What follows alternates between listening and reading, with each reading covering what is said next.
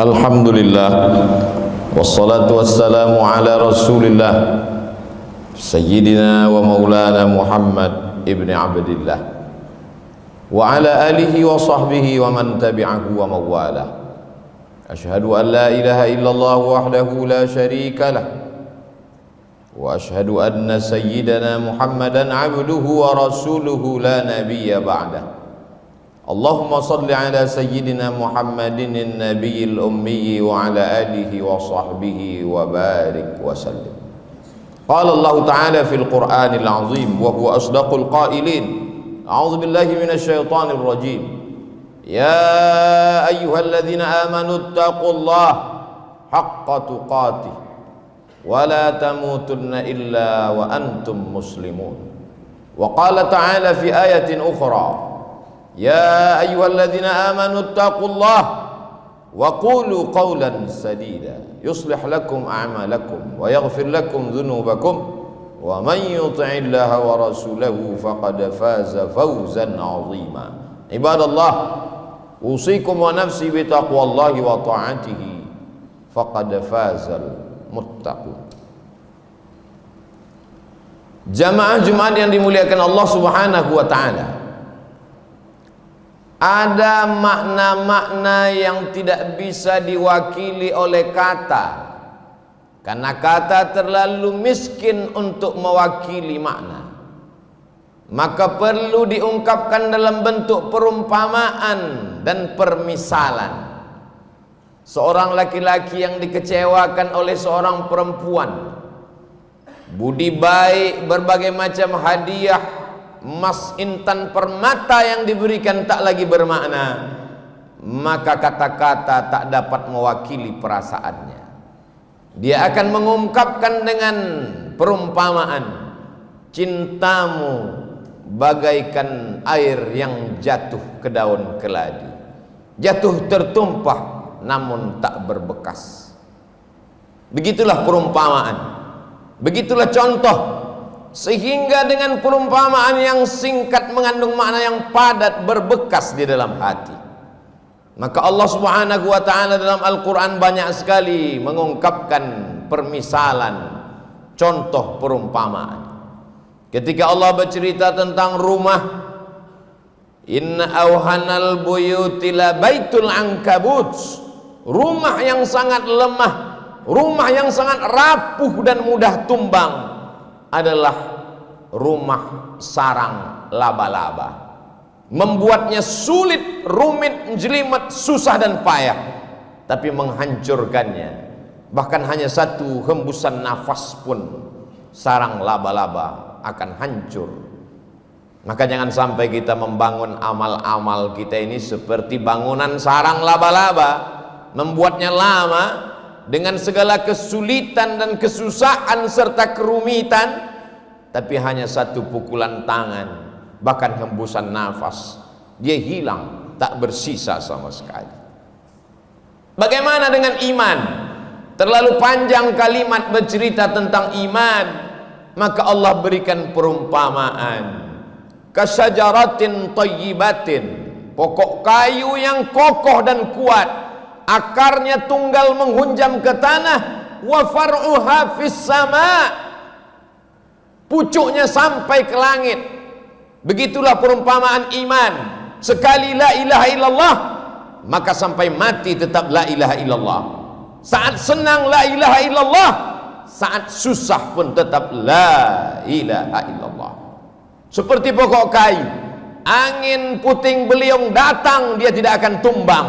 Kalaupun patah, maka akarnya tidak akan tercabut. Begitulah Allah Subhanahu wa ta'ala membuat perumpamaan dalam Al-Quran tentang orang yang bersedekah. Kalau dia bertanya, wahai tuan guru, wahai kiai, wahai ustadz, wahai alim, wahai ulama, wahai para habaib, kalau aku berinfak, berwakaf, bersedekah, apakah pahalanya banyak? Banyak. Bagaimana banyaknya? Maka perlu perumpamaan. Bagaimana Allah memberikan perumpamaan orang yang bersedekah? Mathalul ladzina yunfiquna amwalahum fi sabilillah, perumpamaan orang yang bersedekah, menginfakkan hartanya di jalan Allah. Kamathali habbah, satu biji, ambatat sab'a sanabil, tumbuh 7 bulir 7 cabang. Wa fi kulli sumbulatin mi'atu habbah, dalam satu bulir ada 100. 1 jadi 7, dalam satu bulir ada 100 menjadi 700. Terbayang dalam pikiran benak kita, oh ternyata begitu kelipatan yang luar biasa. Apakah hanya sampai 7 sampai 700 saja? Tidak. Wallahu yudha'ifu liman yasha. Allah kuasa untuk melipat gandakan lebih banyak daripada itu. Begitulah mudahnya Allah dengan kata-kata yang singkat, dengan penuh perumpamaan, masuk ke akal pikiran kita. Tidak perlu memberikan contoh yang panjang lebar dengan kalimat yang mubazir. Perumpamaan membuat kita paham tentang sesuatu. Ada seorang laki-laki namanya Bal'am, ilmunya hebat, otaknya cerdas, tapi dia gunakan ilmunya itu untuk mengejar dunia. Lalu bagaimana perumpamaannya dalam Al-Quran? Walau syi'na la rafa'nahu biha, kalau kami mau, kami bisa angkat derajatnya tinggi. Walakinnahu akhlada ilal ardi, tapi dia lebih memilih tanah hitam rendah. Dia tidak mau naik ke atas walaupun ilmunya sudah hebat. Dia tidak mau naik ke atas. Walakinnahu ahlada ilal ardi wattaba'a hawa, dia memperturutkan hawa nafsunya, nafsu makannya, nafsu minumnya, nafsu seksual biologisnya. Maka orang seperti ini seperti apa perumpamaannya dalam Al-Quran? Famasaluhu kamasalil kalb, dia seperti seekor anjing. Famasaluhu kamasalil kalb, dia seperti seekor anjing. In tahmil alaihi yalhath au tatrukhu yalhath, andai kau lempar dia dengan kayu dan batu, dia tetap menjulurkan lidahnya. Andai kau lempar dia dengan apapun, dia tetap juga menjulurkan lidahnya. Perumpamaan orang yang kotor, orang yang rendah, orang yang hina, orang yang tidak bermartabat. Hewan yang dipilih Allah bukan babi, tapi yang dipilih adalah anjing. Kenapa? Rahasia Allah subhanahu wa ta'ala. Maka dia disebut dengan hewan najis mughalladhah. Kita tidak boleh makan kucing karena kucing haram. Tapi kalau ada kucing yang menjilat air minum, maka air minum itu tidak berubah menjadi najis. Andai ada seekor kucing menjilat kaki kita, maka kita tidak perlu menyiramnya dengan air sampai 7 kali. Tapi anjing, apa kata Nabi SAW? Idza walaghal kalbu, kalau ada seekor anjing walagha, menjulurkan lidahnya, fi ina'i ahadikum, di dalam bejana tempat air minum kamu, fa ahriquhu, tumpahkan, buang semuanya. Setelah airnya tumpah, bejana tempat air minum, baskom, ember mesti dicuci 7 kali, dan salah satu dari air itu mesti dicampur dengan air tanah. Orang-orang yang tidak mengerti ajaran Islam mengatakan agama Islam agama primitif, agama ketinggalan zaman. Sudah ada sampo dan deterjen, sabun, kenapa masih pakai tanah? Kenapa mesti dibasuh, dicuci dengan air yang bercampur tanah? Tidak cukupkah berbagai macam alat modern? Ternyata ada yang tidak tertangkap oleh akal manusia.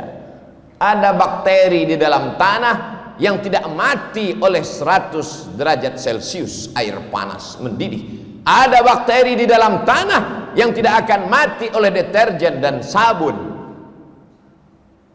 Lalu bagaimana membunuh bakteri, kuman, virus yang ada pada tubuh air liur anjing? Dia hanya akan mati dengan bakteri yang ada di dalam tanah. Bakteri memakan bakteri, kuman memakan kuman. Maka bagi yang mereka mengerti tentang teori vaksin, memasukkan virus jinak ke dalam tubuh untuk melawan virus yang dahsyat. Sesungguhnya di dalam tanah itu ada virus bakteri yang akan melawan bakteri yang ada di dalam air liur anjing. Itu hanya dapat dipahami oleh manusia yang takut kepada Allah Subhanahu wa ta'ala.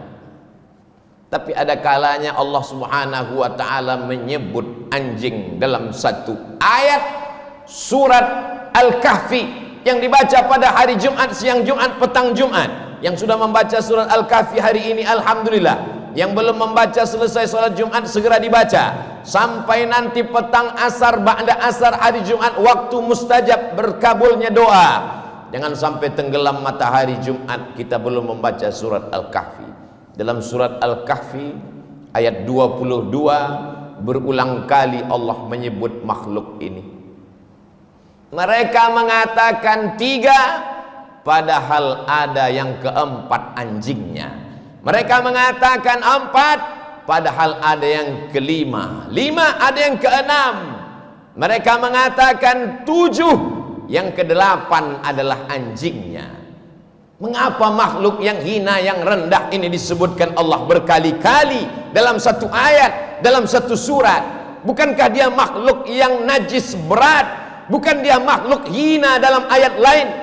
Allah ingin menunjukkan walaupun seekor anjing, tapi kalau dia mengawal Ashabul Kahfi, anak-anak muda yang memperjuangkan agama Allah, diangkat Allah derajatnya.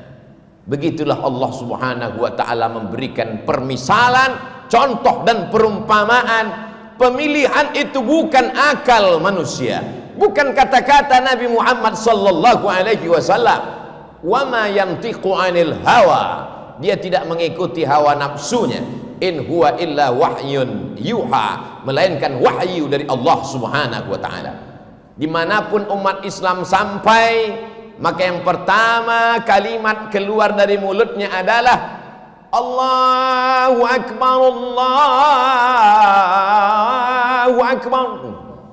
Begitu seorang sahabat Nabi, panglima besar perang, jenderal bintang 5 bernama Amr bin As sampai ke Mesir, maka dia membangun Masjid Amr bin As. Setelah masjid dibangun, kalimat pertama yang berkumandang di Afrika Utara, negeri tertua penuh dengan peradaban, tempat Fir'aun berkuasa, hari itu kalimat yang berkumandang menggelegar di atas bumi Afrika, Allahu Akbar. Setelah nama Allah, maka nama Nabi yang paling mulia. Tidak ada alam semesta kalau tidak ada dia, tidak ada surga, tidak ada aras kalau bukan karena dia. Maka kalimat yang paling tinggi setelah Allah, asyhadu anna Muhammadan Rasulullah. Tidak ada yang lebih hebat daripada itu. Kalimat yang paling tinggi adalah seruan azan. Binatang yang paling rendah, paling hina, paling kotor, paling najis adalah anjing. Lalu bagaimana mungkin bisa tersilap dan tersalah mengumpamakan azan dengan anjing? Maka sesuatu yang tidak mungkin masuk di akal manusia. Itulah mengapa sebelum melangkah kaki kita katakan bismillahi tawakkaltu 'ala Allah, la haula wala quwata illa billah. Dari bumi Lancang Kuning aku akan pergi ke bumi Pasundan. Aku akan menemui saudara-saudaraku sebangsa setanah air. Kulangkahkan kakiku atas namamu ya Allah. Yang akan kusampaikan adalah kalammu ya Allah. Yang akan kuceritakan adalah sabda Rasulmu ya Allah. Jangan sampai aku salah ucap, salah kata. Kita selalu berdoa meminta bimbingan Allah. Sampai-sampai sebelum membaca Al-Quran pun tetap dikatakan, فَإِذَا قَرَأْتَ الْقُرْآنِ, kalau kau mau baca Quran, فَاسْتَعِذْ بِاللَّهِ, minta lindung kepada Allah. Supaya apa? Jangan salah faham, jangan salah pikir, jangan salah omong. Karena tidak akan mungkin terjadi menurut akal logika manusia seruan yang tinggi, yang hebat, yang gagah perkasa ketika anak manusia lahir. Pertama kali matanya melihat dunia, yang dibisikkan ayahnya pertama kali ke telinganya adalah asyhadu an la ilaha illallah. dan di saat ayah akan mati, meregang nyawa, tatapan yang terakhir dia lihat adalah tatapan anak lelakinya yang dulu menatapnya pertama kali lahir ke dunia. Suara yang ingin dia dengarkan adalah suara anak lelakinya yang dulu dia azankan saat lahir ke dunia. Maka kalimat yang dia bisikkan ke telinga ayahnya adalah la ilaha illallah. Itulah mengapa kita rindu pada kalimat itu. Kemanapun kita pergi, ke Amerika, ke Eropa, ke Australia, kita akan melihat jam dan akan bertanya, mengapa azan belum berkumandang? Mana kalimat-kalimat itu? Sampai masanya nanti kau akan terbujur kaku di ruang ICU. Di saat itu anak menantu sibuk dengan dunianya, kau sendirian di dalam tempat yang sepi di tengah keramaian. Dunia masih hiruk pikuk. Tapi saat itu sayup-sayup suara azan berkumandang dari menara masjid, mencuri-curi masuk ke tepi jendela yang tertutup rapat. Tapi karena mikrofonnya masih keras, dia masih masuk ke ruang ICU. Hayya 'alas shalah.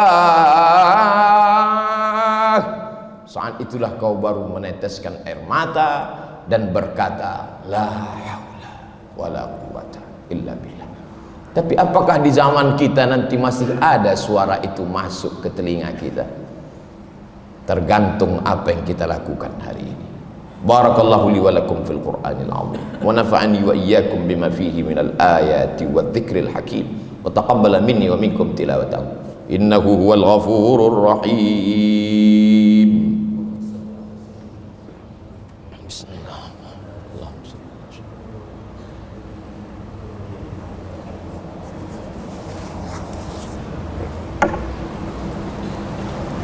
Alhamdulillahilladzi bi ni'matihi tatimmu shalihat wassalatu wassalamu ala sayyidis sadat wa ala alihi wa ashabihi ahli al-fadaili wal karamat. Asyhadu an la ilaha illallah wahdahu la syarika lah wa asyhadu anna sayyidana Muhammadan abduhu wa rasuluh wa safiyuhu min khalqihi wa khaliluh addal amanah wa ballagha ar-risalah wa nasaha lil ummah wa tarakana 'alal mahajjatil bayda ليلها كنهارها لا يزيغ عنها إلا هالك.